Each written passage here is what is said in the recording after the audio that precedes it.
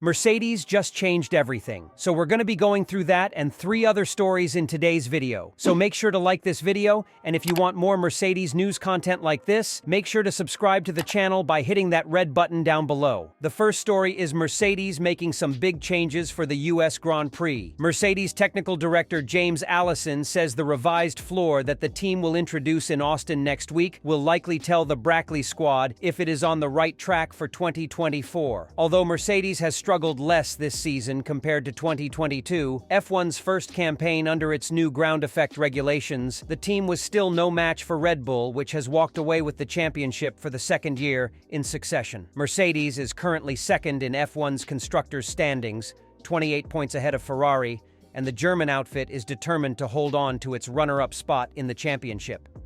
It therefore continues to implement updates on its W14 contender, but many of the modifications are also about clearing the team's path towards a return to the front of the field in 2024. As such, Mercedes' upcoming new floor will hopefully provide the team with a heads-up on its development for next season.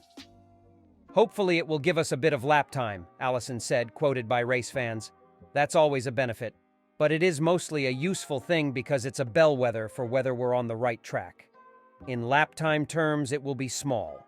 Useful, but don't expect us to have leapt past Max Verstappen."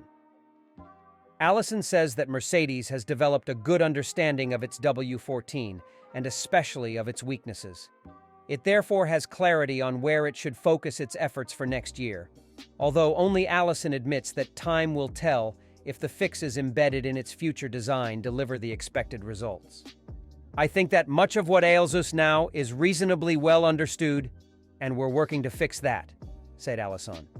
"I feel like all of us got a pretty clear-sighted view of what we want to do with the car.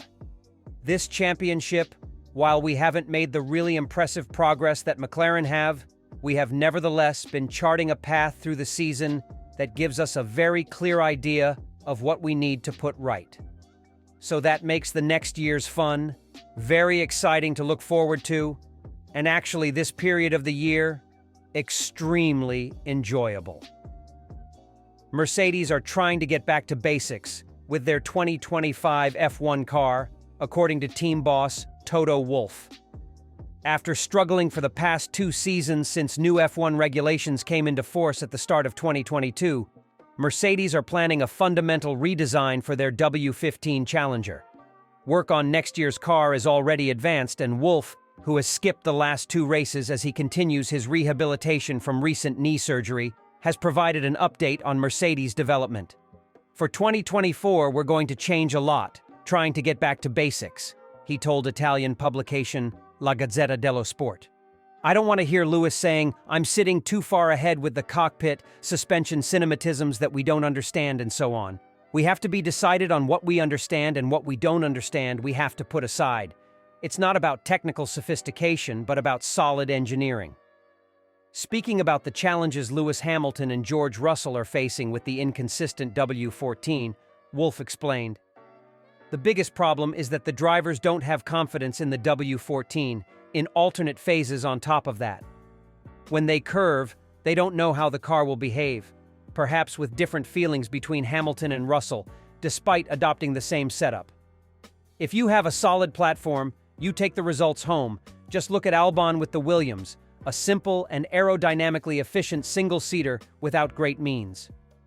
Despite lagging behind a superior Red Bull team that have utterly dominated in 2023, Wolff remains confident that Mercedes can catch and overhaul their main rival before the next cycle of regulations begins in 2026. "I wouldn't be in this sport if I didn't feel I could beat Red Bull before 2026, he insisted.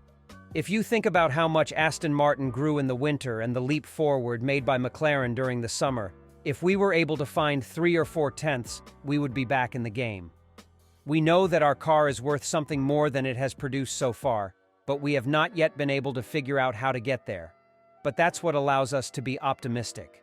The second story is Mercedes explained the late Russell Qatar controversial situation. Mercedes has explained late jeopardy, which nearly cost George Russell his 4th place at the Qatar Grand Prix. Russell finished 4.8 seconds ahead of Charles Leclerc, with Mercedes' main aim to outscore Ferrari following the pre-race withdrawal of Carlos Sainz due to a fuel system issue. But Russell was the Brackley-based outfit's last hope for a strong score after teammate Lewis Hamilton retired on the opening lap after the two Silver Arrows made contact, the former lucky to escape with minimal damage, albeit at the back of the field. A strong surge back through the field saw Russell settle in fourth entering the final phase of the race, though things almost unraveled after a switch to softs for the last stint and a crack at the fastest lap. Head of Communications. Bradley Lord explained to media, including Racing News 365. George actually did make an attempt on fastest lap and then had a moment, a sort of snap, on that lap, then a warning came up. From that point, we just had to play it safe and get the car home. But in the meantime, in charging the battery for that fastest lap attempt, he'd lose a good amount of lap time doing that. Suddenly, Leclerc was within reach, and he pushed very hard on that final lap. It may have looked quite smooth from the outside, but there was a good amount of jeopardy within the garage as we were watching that unfold. Probably it was something we could have done a little bit more smoothly, but again, we'll debrief, replay on that, and see what we can do better next time. Mercedes has insisted that it wasn't imposing team orders in Qatar despite both of its drivers starting on different tire compounds. George Russell took the start from second position equipped with the medium tire, alongside pole-sitter Max Verstappen. Teammate Lewis Hamilton was fitted with soft tires as his allocation for the weekend was limited compared to other drivers. Of all the drivers on the grid, Lewis had the most limited options available in terms of his race tires and in particular in terms of the medium, said Mercedes' trackside engineering director Andrew Shovlin. This was in part due to laps we did on Friday morning before we had the awareness that there might be an issue with the tires. Mercedes also highlighted that it had noted the soft tire had delivered Russell a strong start the day before in the sprint race. However, Mercedes' race unraveled at the first corner when Hamilton and Russell made contact with one another. Hamilton was immediately eliminated from the Grand Prix, while Russell was demoted to the rear of the grid before recovering to fourth place. Mercedes stated that it anticipated that Hamilton was likely to get a stronger start, but had no interest in implementing team orders. "We discussed the start tire choice with both drivers on Sunday morning," Shovlin said. "There was always going to be a chance that Lewis on the soft tire was going to get a better start and overtake George before turn one. That was always considered, but they were aware that they were on different strategies. It was important that they didn't lose time racing each other, and that was clear. But we weren't imposing team orders in the race, and what happened at turn one was simply a mistake." The third story is Mercedes praise Hamilton after Qatar crash confession. Mercedes has insisted Lewis Hamilton's forwardness in taking blame for the Qatar Grand Prix crash shows his strength of character. Hamilton and teammate George Russell came together on the opening lap of the race, with the former being eliminated from the event. Russell was able to continue and recovered to fourth place, having dropped to the rear of the field after the clash. Hamilton voiced over the team radio in the immediate aftermath that he was taken out by my own teammate, while Russell placed the blame on Hamilton. After reviewing the incident, the seven-time world champion accepted that he was at fault for the crash. Lewis doing that and being able to have the strength of character to come out and speak as he has done shows that champions aren't just made in the winning moments but also in the most difficult ones, said Mercedes Motorsport Communications Director Bradley Lord, who was carrying out part of absent team principal Toto Wolff's role in Lusail. And it speaks volumes to his strength of character that he is able to do that. Despite the collision between the two teammates, Mercedes has asserted that it will not distract from its goal in this year's championship.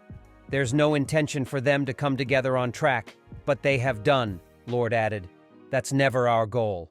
And they're both very, very aware of the team's objective, and they want to work together to get us to second in the championship and secure that P2. The debrief is ongoing as I'm sitting here, and I have absolutely no doubt it's the same conversation they're having there as well. Mercedes-Benz Grand Prix.